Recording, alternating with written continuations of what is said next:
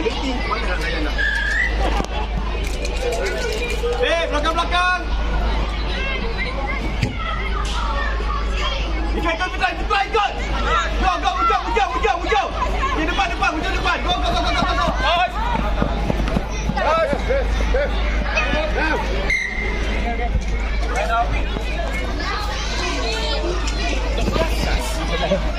Bola dulu Bola jatuh, bola apa? Jump to the ball. Bola dulu. Buka kau dengar. Referee lompat. 2 meter.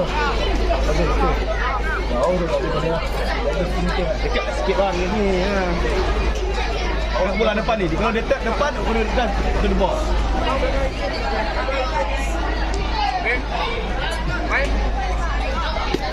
Go. Bola. Press, touch. Long serve.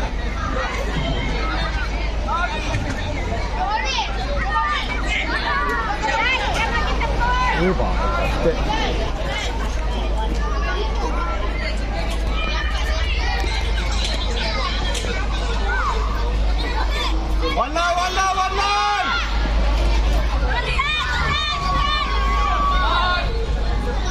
One line balik. Ball dulu. Oh, oi. Tunggu bola, buat apa? Ampan je. Jangan tunggu bola, dah tunggu bola. Ikut Azrai.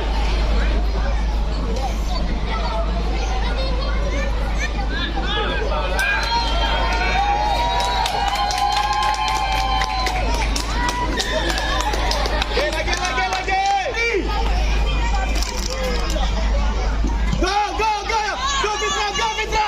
Go Fitra. Kejar.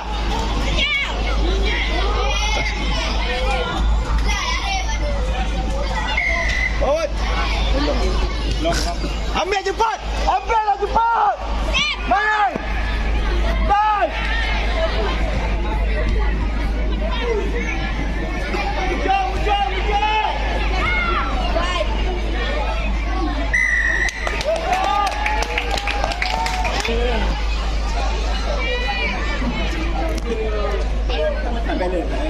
Kurang jadi. Kita lagi 2 kali. Kejar bola dulu.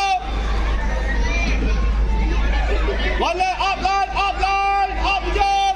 Tutup je. Tutup line. Tutup aja. Okay, up.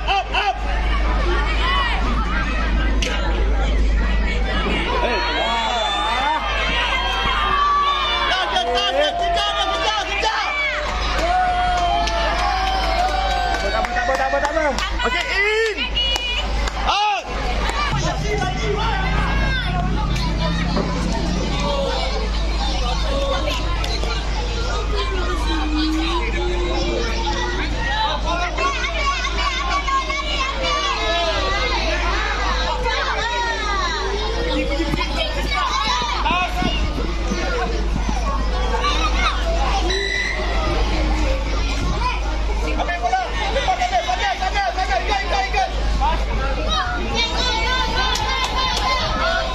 Aduh, tak sampai. Asal kita punya.